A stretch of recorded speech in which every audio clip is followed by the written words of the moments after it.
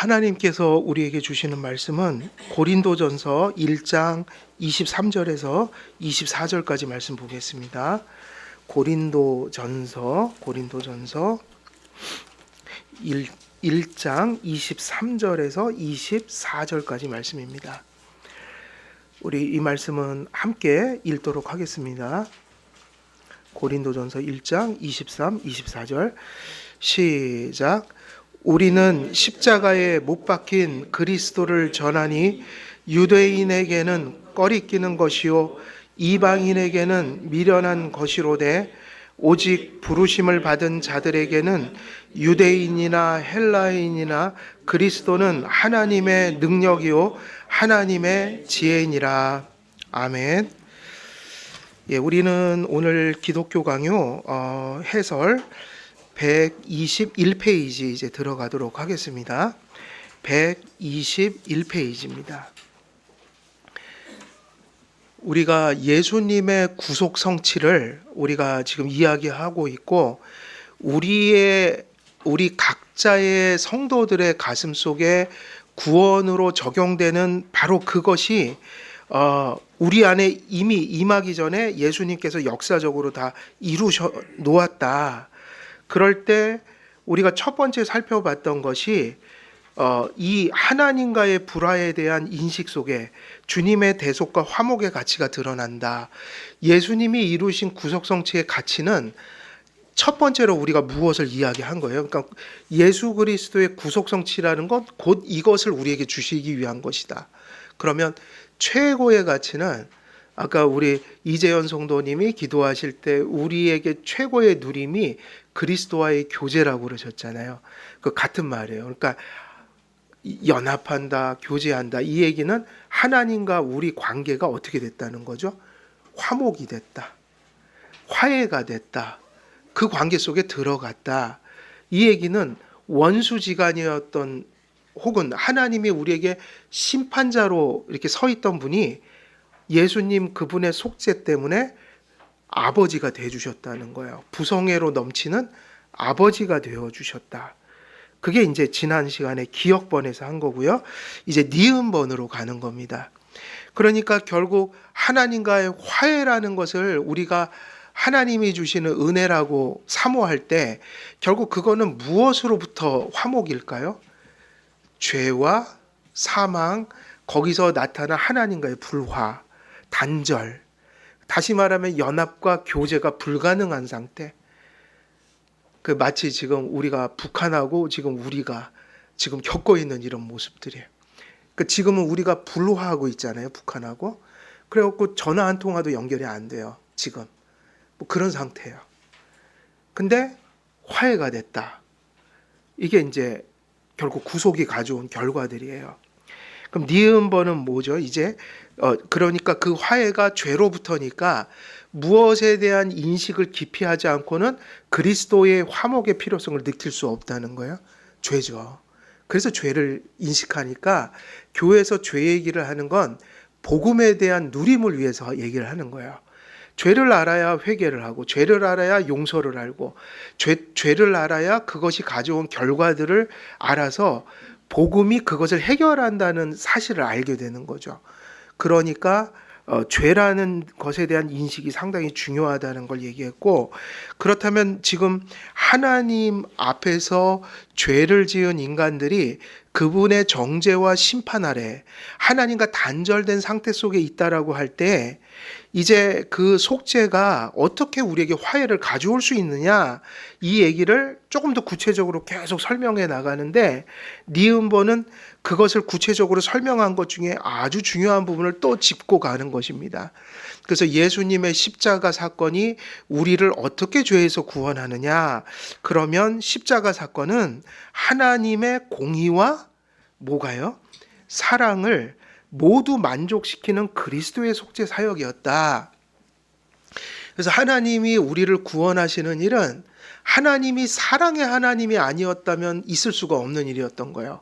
그러니까 하나님의 속성 중에 그분의 속성이 무엇이었다는 것이 우리를 살린 거예요. 하나님은 성경에 보면 뭐라고 그랬죠? 하나님은 사랑이시라 그랬어요. 사랑이시라. 만일 하나님 안에 사랑이 없었다면 우리는 구원받을 수가 없어요. 그래서 십자가를 받아들인다는 건 누구의 사랑을 깨달았다는 얘기죠? 하나님의 사랑이에요. 그런데 중요한 것이 뭐냐면 이 사랑은 어떻게 실현됐냐면 공의를 실현하는 방식으로 나타났어요. 이 사랑이 어떻게 성취됐냐면 하나님의 공의의 문제를 해결하는 방식으로 나타났다는 거예요. 하나님의 공의는 뭐죠? 하나님의 공의는 죄 지은 자를 반드시 정죄하는 거예요. 죄 지은 자를 반드시 심판하시는 거예요. 그럼 왜 하나님은 죄 지은 거를 그냥 넘어가지 않으시죠? 그 안에는 그분이 사랑이신 것만큼 무엇이기 때문이에요? 공의이시기 때문이에요. 하나님 안에는 이게 1점의 그 불균형도 없어요. 그래서 오히려 이렇게 얘기하는 게 맞아요. 하나님의 사랑은 공의적 사랑이며 하나님의 공의는 어떤 적 공의라고 봐야 돼요? 사랑적인 공의예요. 무슨 얘기냐면 하나님 안에서는 공의와 사랑이 완전해서 어느 한쪽도 하나님은 그것을 절대로 이렇게 뭐 할 수 없을까요? 그것을 절대로 하나도 놓을 수 없는 속성인 거예요. 그러면 이것 중에 하나가 흠집이 잡히면 하나님은 하나님이 아니게 돼요. 다시 말하면 하나님이 하나님인 이유는 하나님만큼이나 그분은 사랑이시고 그분은 하나님만큼이나 완전한 공의를 가지셨기 때문에 하나님이라고 예배를 받으시는 거예요. 그러니까 하나님은 이제 우리의 입장에선 이런 충돌이 생겨요. 하나님은 사랑이기도 하고 하나님은 공의시기도 한데 우리는 죄인으로 서 있잖아요. 그러면 하나님은 우리가 사랑으로 생각한다면 그냥 괜찮다 그리고 품어주시는 게 구원이 될 수 있고 또 한편으로 생각하면 공의의 하나님이 어떻게 그런 걸 용서해? 당연히 하나님은 심판해버리지 지옥에 던져내셔야지. 우리 사고는 이게 절대 조화가 될 수가 없어요. 그래서 우리는 절대로 이게 완벽하게 조화될 수가 없어요. 그래서 우리는 항상 이런 혼란을 겪어요. 사랑이 앞설 때는 뭐가 죽어요? 우리 속에서? 공의를 잊어버릴 때가 있고 또 아니면 우리 공의롭게 갑시다 하면 뭐를 또 잊어버려요? 자비. 그래서 우리가 기억나세요? 그 소아시아 7교회 중에 책망받은 내용을 보면 한쪽은 타협을 막 하다가 책망을 받고 한쪽은 사랑을 잃어버린 채 다시 말해 생명력 없는 정죄를 일삼던 뭐 그런 분위기들. 그런데 하나님은 이 둘을 다 용납하지 않으세요. 언제나 뭐라고 얘기하시냐면 진리를 어디 안에서 전하라? 사랑 안에서 말하라. 그러니까 진리도 얘기해야 되고 뭐도 얘기해야 돼요? 사랑도 얘기해야 돼요. 근데 사람은 이게 잘 돼야 안 돼요. 그래서 되게 힘든 거예요. 되게 공정하게 한다는 건 되게 어려워요. 왜? 사랑의 이름으로 공의를 훼손할 수 있어요. 또 공의의 이름으로 뭐를 훼손할 수 있어요? 사랑을요. 그러니까 우리가 하나님 앞에서 바르게 산다는 건 공의나 사랑이나 조화된 삶을 살아야 되고 이 어떤 쪽으로 잘못해서 우리가 실수하지 않도록 끊임없이 조심해가는 삶이 있어야 돼요. 그래서 교회들도 약간 그런 분위기가 이렇게 극단적으로 갈 때가 있다고요. 그냥 모든 거를 사랑으로 합시다. 혹은 또 모든 걸 사랑이 없이 공의적 측면에서만 생각하면 이게 양쪽 다 진리를 떠나게 되는 것이죠. 그래서 이것은 자연인의 어떤 심성과 이성을 가지고는 실현할 수가 없어요. 그러니까 누가 도와주셔야 돼요? 그건 하나님이에요.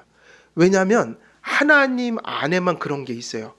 그분 전체가 사랑이면서도 동시에 그분 전체가 공의로우신. 그래서 실제로 하나님 속에서는 공의와 사랑이 조화되어 있지 분리되질 않아요. 그게 같이 있단 말이에요. 그러니까 하나님도 구원을 하실 때 모두 충족하고 모두 충족하는 방식으로 구원을 하셨을까요? 사랑도 다 이루고 근데 그게 아주 일말의 공의도 침해하지 않는 방식으로 매우 공의로운 방식으로 구원하신 게 결국 그게 뭐라는 거예요? 그게 십자가.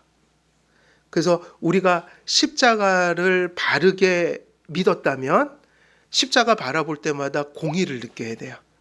공의를 느낀다. 그게 뭐를 느끼는 거죠? 죄는 무서운 거구나. 죄를 지으면 안 되겠구나. 저 십자가가 죄 때문에 저렇게 세워졌구나. 그럼 십자가는 죄를 북돋우는 역할을 하나요? 죄를 없애는 역할을 해야 될까요? 그렇죠. 십자가는 죄를 대적하는 거예요. 그리고 가장 효과적으로 가장 완벽하게 죄를 정복한 사건이에요. 되게 중요한 얘기예요. 그런데 그 공의라는 것이 철저히 무엇과 조화되어 있다고요? 그게 사랑이라는 거로 실현돼 버려갖고 십자가를 보면서 한없는 공의를 느끼면서도 그 공의를 다 십자가에서 예수님이 해결하신 결과로서 우리는 값없이 이걸 누리게 되는 거고. 그러니까 결국 십자가의 사랑은, 십자가에 대한 그 사랑은 공의를 완벽하게 드러내주는 방식으로 사랑을 얘기하고 있다는 거예요. 그래서 결과적으로는 어떻게 되냐면 우리가 불의한 사람이 되는 거예요? 공의로운 사람이 되는 거예요.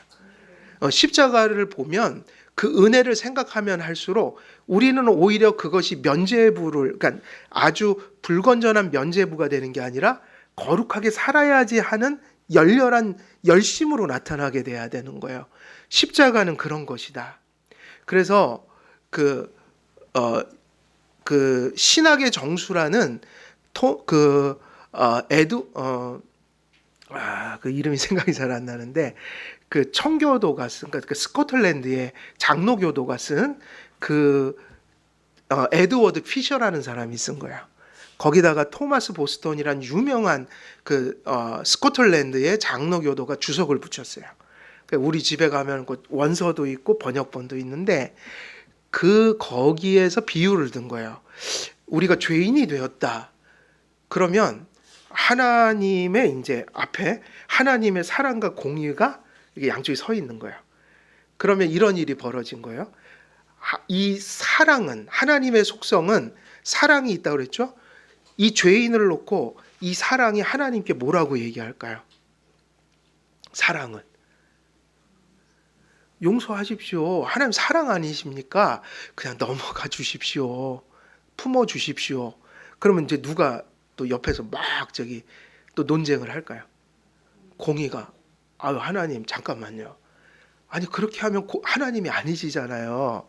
하나님 공의롭게 하셔야죠. 저자를 얼른 심판하십시오. 그러니까 이 사랑과 공의가 막 이렇게 한 죄인을 놓고 하는데, 그러면 여기에 이제 중요한 게 있죠. 당연히 이게 충돌하겠죠. 근데 하나님에게 뭐가 있죠? 또 한 가지 지혜가 있으셔요. 사랑과 공의.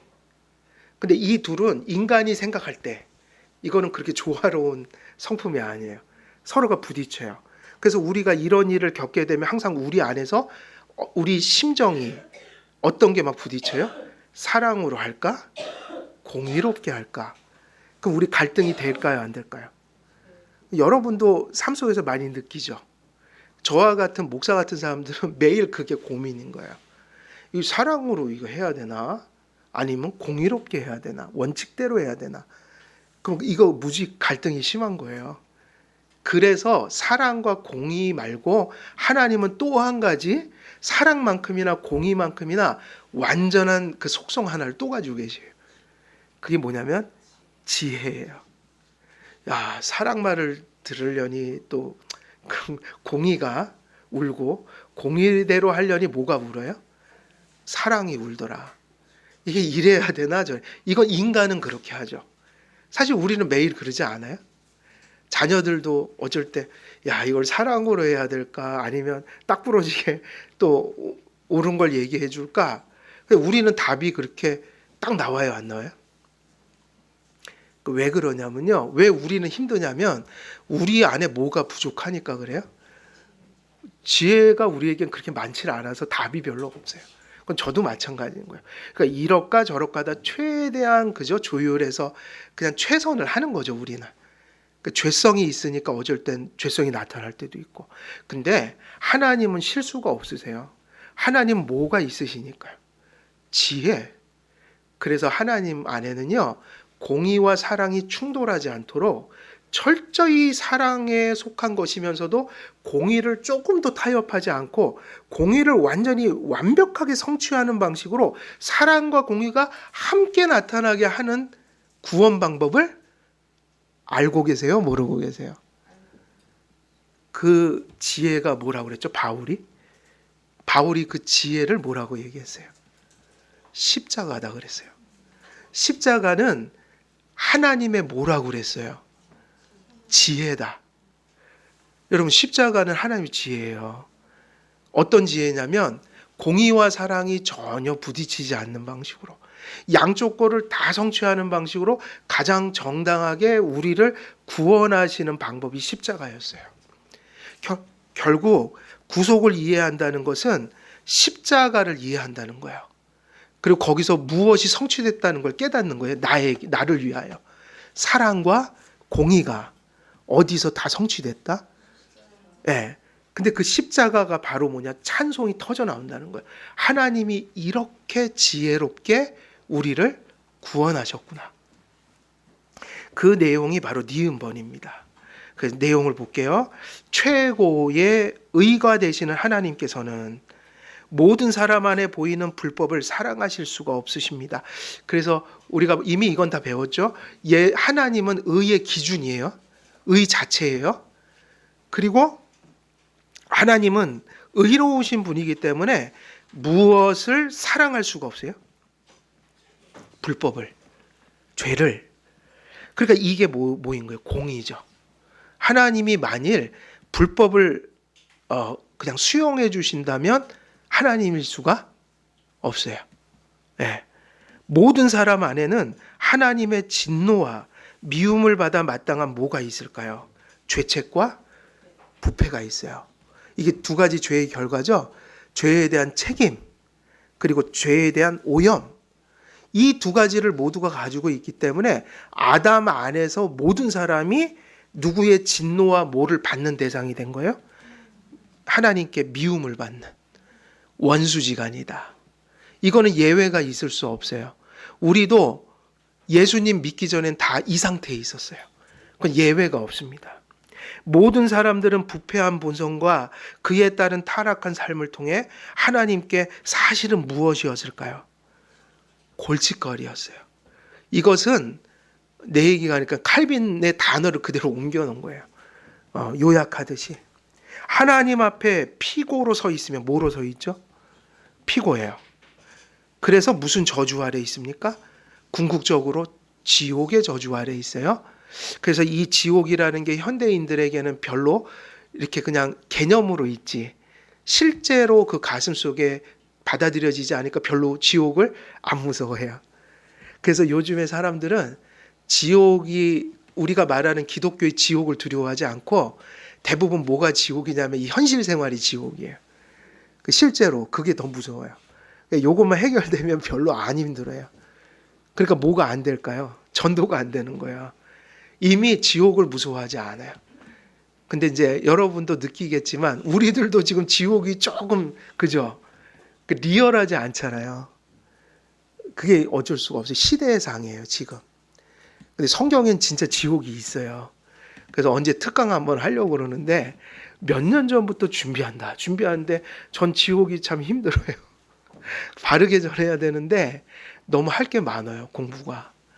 지옥을 전해야 돼요. 그 준비는 하고 있어요. 그런데 지옥의 저주 아래 있습니다 그랬어요. 그러나 이처럼 완전하고 무한한 공의를 가진 하나님께서는 이게 인간에겐 이게 딜레마죠. 하나님께는 아닌데 이런 공의의 하나님 속에 뭐가 또 있다는 거예요?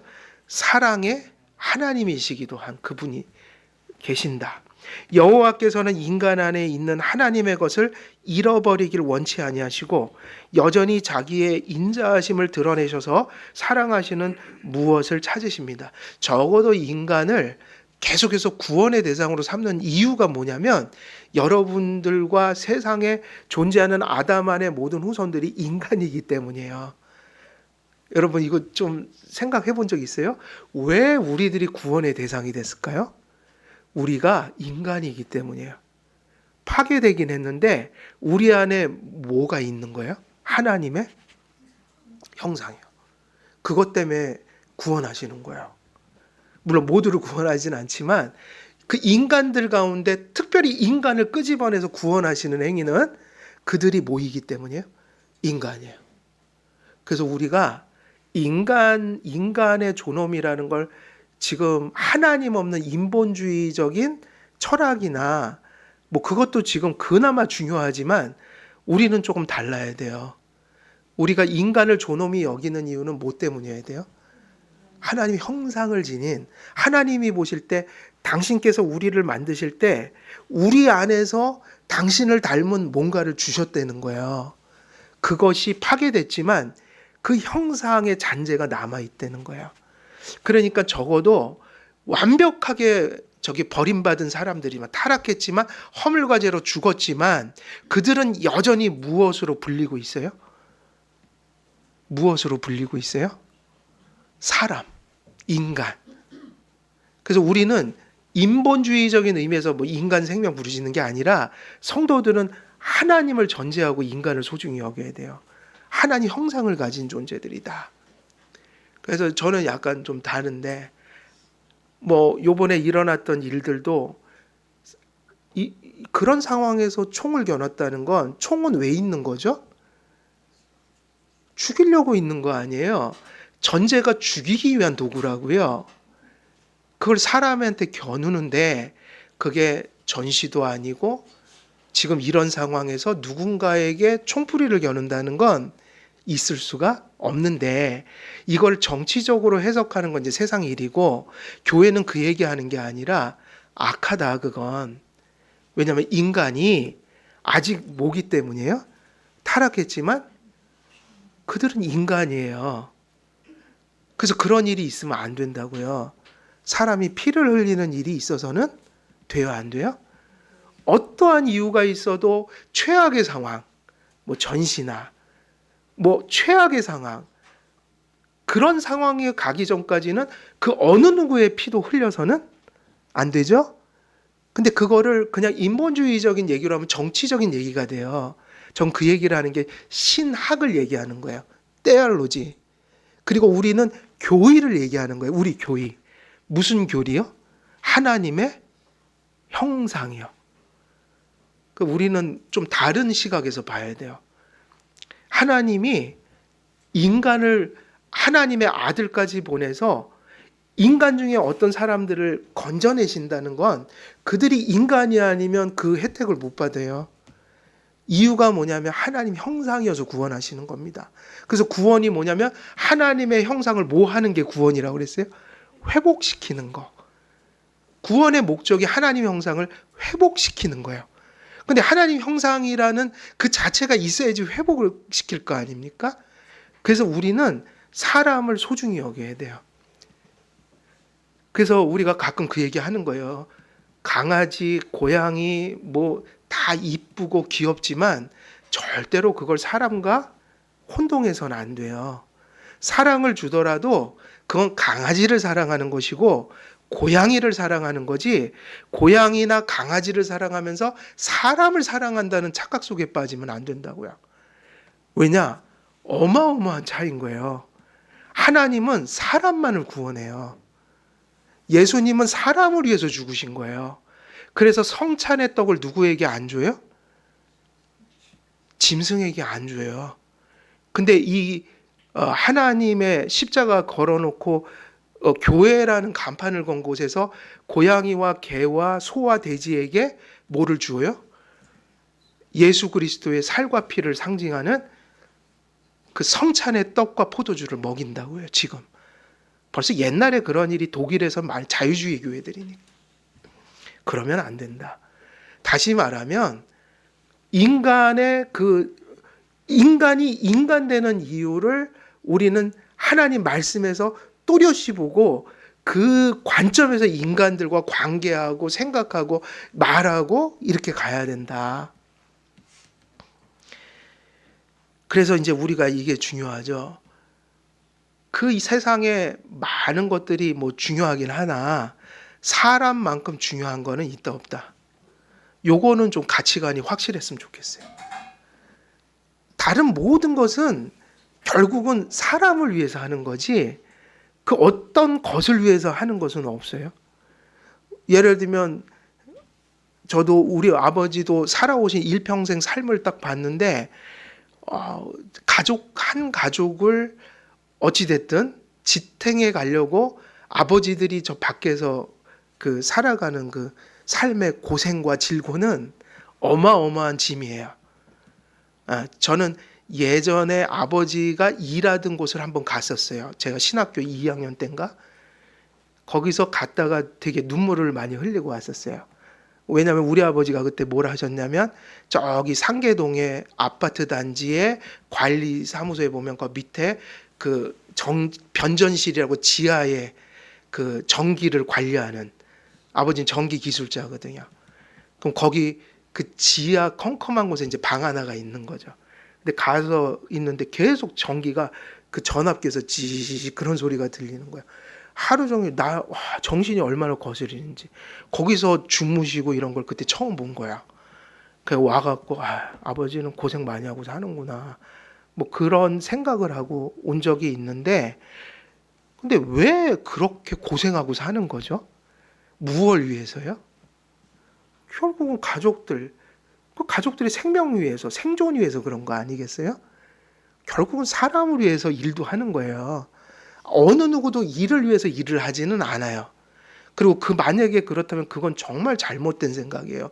일을 위해서 일을 하는 건 칭찬받을 일이 아니에요. 그건 일중독이에요. 일중독. 항상 생각해야 돼요. 일을 왜 하지? 다른 큰 목적이 있는 거죠. 가족들의 생존을 위해서 하는 것이다. 결국은 다 사람을 위해서 하는 거라고요. 결국 더 사회로 가면 우리가 물론 이윤을 얻고 뭐 하고 여러 가지 이유로 뭐 장사도 하고 회사도 가지만 결국 그게 하나님이 사회를 그렇게 돌려서 사람이 살 수 있는 곳을 만든 거라고요. 누군가 이런 거를 파니까 우리가 옷을 입고 사는 거 아니겠어요? 결론이 뭐예요? 뭐보다 중요한 건 없는 거예요? 사람보다 중요한 건 없어요. 가정에서도 그거 자체가 가장 소중해야 돼요. 그냥 어떤 게 아니라 어떤 이유가 아니라 그냥 내 아내라서 내 남편이라서 내 자녀라서 그리고 그 자녀가 생존하고 숨쉬고 살아가는 게 제일 소중하고 감사한 이유가 돼야 돼요. 거기에 뭘 그렇게 토를 붙여요. 내 옆에서 숨쉬고 살아있고 존재하는 거. 그리고 우리가 나가서 뭐 일하고 먹이고 입히고 뭐 이런 게 다 그 아이들이 존재하기 위해서 있는 거잖아요. 그러면 우리가 가끔 그걸 놓칠 때가 있어요. 왜 나는 기쁘고 감사하고 행복하지? 그냥 네가 내 옆에 지금 숨쉬고 있다는 게 너무 감사해. 그래갖고 그 얘기 하시죠. 전에 세월호도 그렇고 이태원도 그렇고 그분들이 자녀를 잃거나 사랑하는 일을 잃었을 때 그때야 깨닫는다는 거예요. 그냥 숨쉬고 있는 게 감사한 거였구나. 아무것도 바라지 않는다. 학교 안 가도 되고 뭐 돈 못 벌어와도 되고 제발 네가 다시 내 옆에 숨쉬고 존재만 해주었으면 따지고 보면 가족은 이렇게 사랑하는 게 맞는 거예요. 이게 맞는 거라고요. 그러니까 우리가 진짜 잘 생각해야 돼요. 무엇을 하고 이런 것들은 다 무엇을 위해 존재한다고요? 사람 자체요. 사람 자체를 위해서 하는 거예요. 사람보다 소중한 거는 없다. 그럼 신학적으로 왜 그렇다는 거죠? 하나님 형상이니까요. 그것보다 하나님이 소중히 여기는 건 없다. 그래서 누군가 구원받는 걸 그렇게 얘기했죠. 천하보다 귀한 한 영혼. 그러니까 하나님은 천하보다 뭘 위한다는 거예요? 우리가 창세기 1장 공부할 때 다 배웠잖아요. 이 천하 만물은 인간을 위해서 주신 배경이라고, 무대라고, 선물이라고. 그러니까 우리가 저 인본주의적인 사람들이 인권을 더 주장하거든요, 지금. 근데 그분들은 하나님 몰라요. 그래서 어떤 면에서는 또 인권을 잘못 해석하는 분도 많아요, 세속에는. 근데 교회가 사람을 소중히 여기지 않으면 큰일 날 일 아니에요? 그죠? 그러니까 우리도 그냥 사람 이기 때문에 사람의 가치를 존엄히 여겨야 한다. 이게 되게 중요한 것 같아요. 그럼 이게 지금 구원론하고 무슨 상관 있죠? 여기 그대로 나오잖아요. 여호와께서는 인간 안에 있는 하나님의 것을 잃어버리기를 원치 아니하시고 여전히 자기의 인자하심을 드러내셔서 사랑하시는 무엇을 찾으시는데, 그게 뭐냐면 바로 하나님의 것을 잃어버리기를 원치 아니하는, 그게 뭐냐면 그들이 인간이 인간으로서 존재하는 거, 하나님의 형상인 거예요. 그럼 구원 행위는 뭐냐? 그 망가진 하나님의 형상을 회복시켜 주시는 은혜다. 그래서 우리가 타락하였지만 우리는 여전히 그분의 피조물로 남겨져 있는데, 피조물 중에도 동물이 아니라 뭐로 남겨진 거예요? 물론 천사는 아니지만 인간으로서. 근데 여러분, 성경 보면요, 천사의 레벨이 높을까요? 인간의 레벨이 높을까요? 인간이에요. 천사는 인간을 수종들게 만들어 놓은 거예요. 하나님과 인간을 수종들어요. 인간이 더 높습니다. 성경 보면. 그래서 요한계시록 보면 그 24장로, 그러니까 그 내생물 뭐 이런 거 얘기할 때 그 24장로를 그 천사로 보는 이유가 있어요. 하나님께 가장 가까이 있는 거는 종말의 때 누구일 것 같아요? 가장 가까이에서 찬송하는 존재. 그 인간이에요, 인간. 천사들은 어떻게 보면 들러리들이에요. 수종들은 시종들이에요. 인간이 하나님이 가장 소중하게 여기는 피조물이에요. 예. 비록 우리가 타락하였지만 하나님께서는 거저 베푸시는 사랑으로 우리를 은혜 가운데 받아들이시기를 기뻐하십니다. 그러나 의와 불법 사이에 영원히 화해될 수 없는 반목이 있으므로, 문제는 이렇게 사랑하시는 인간이 의와 불법 사이에 영원히 화해될 수 없는, 근데 원래 여러분들이 허물과 죄로 죽었을 때 예수님 믿기 전에 그 죄악된 상태 속에 있다는 게 뭐를 의미하냐면요, 십자가가 아니었으면 의와 불법 사이에 영원히 뭐가 될 수 없는 반목이었어요. 화해가 될 수 없는. 그래서 이 사실을 아는 성도들은요, 구원받은 것 자체가 최고의 감사인 거예요. 우리가 죄인으로 머물러 있는 동안에는 하나님께서 우리 전부를 받으실 수가 없으십니다. 사랑하지만 관계할 수가 없어요. 이게 아주 의미심장하죠. 아무리 사랑이 많아도 공의의 문제를 해결하지 않으면 그들에게 아무것도 주실 수가 없어요. 그 주실 수 없다는 것은 하나님이 매몰차기 때문이 아니라 그의 본성에 부합한 방식이 그렇기 때문이에요. 본성이 그렇기 때문에.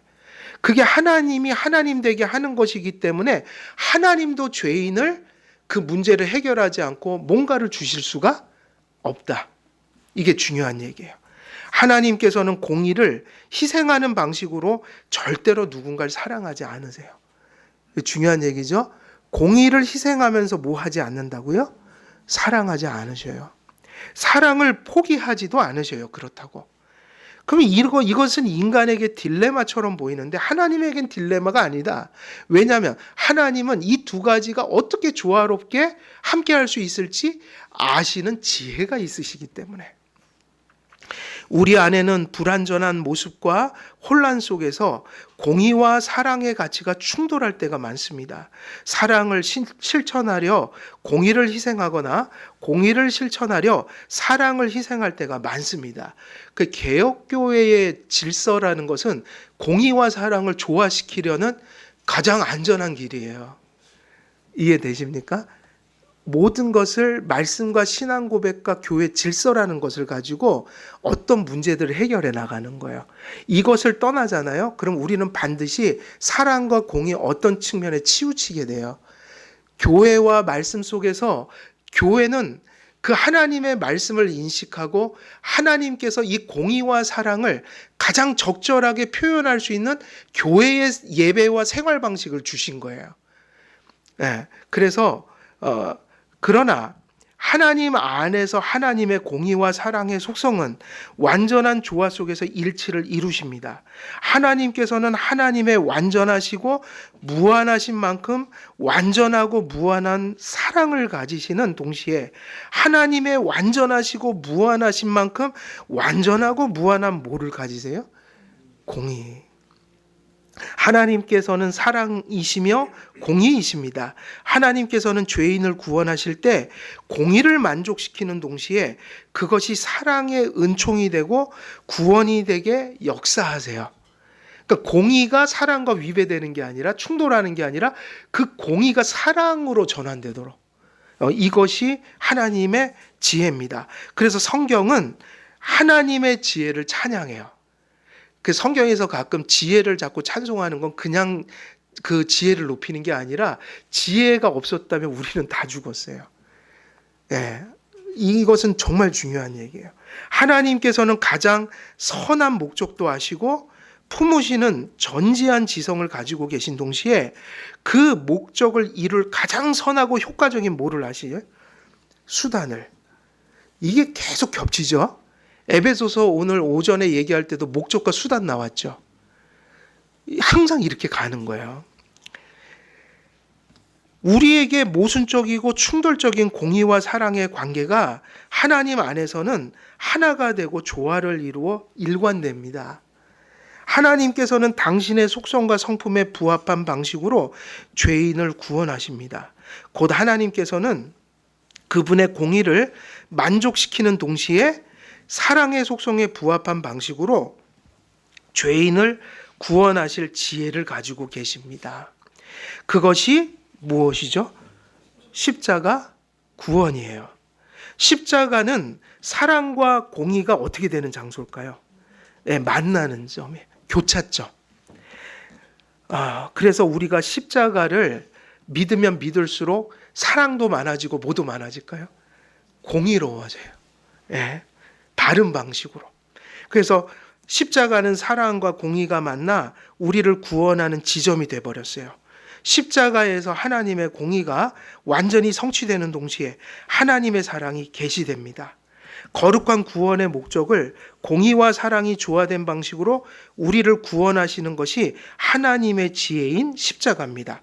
그래서 거기 한번 읽어볼게요. 시작.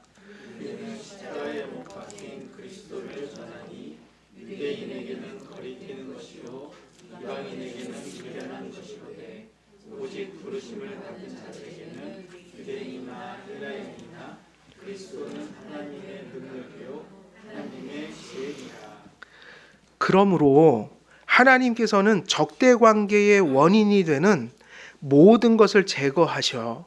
그러니까 우리를 구원하려면 모든 죄에 대한 문제를 1차적으로 공의롭게 어떻게 해야 되는 거예요? 해결해야 돼요. 근데 여러분 그게 뭘까요? 해결할 수 있는 길이? 이거는 어디서 생각해야 돼? 행위 언약 속에서 들어가서 생각해야 돼요. 아담이 다 망쳐놓은 게 뭐죠? 불순종했잖아요. 그래 불순종한 결과로 뭐를 받아내야 돼요? 형벌을요. 그럼 우리가 해야 될 게 거기 나오는 거예요. 완벽한 삶을 사셔야 되고 첫째는. 둘째는 형벌을 완벽하게 다 받아내셔야 돼요. 그런데 형벌을 완벽하게 받는다는 게 얼마큼 받아야 돼요? 1000년? 10,000년? 그게 아니라 영원히. 그럼 해결 방법이 있나요, 없나요? 영원히 받아도 계속 받아야 돼요. 끝이 없어요. 그러니까 예수님이 이 문제를 해결하신다는 건 간단해지죠. 우리가 못하는 걸 대신했다는 얘기예요. 공의가 성취됐다는 거는 공의의 그 한 톨도 그냥 넘어가지 않고 다 만족시키고 다 갚아내시고 또 치를 거를 다 치러서 뭔가를 해결해 버렸다. 그러면 예수님이 그 해결하신 게 뭐를 하셨다는 걸까요? 모든 율법에 대한 완전한 순종을 일생 동안 다 성취하셨다. 그 다음에 두 번째는 지옥의 퀄리티, 지옥의 형벌에 해당하는 퀄리티를 가진 고난을 누가 당해야 된다는 얘기일까요? 예수님이.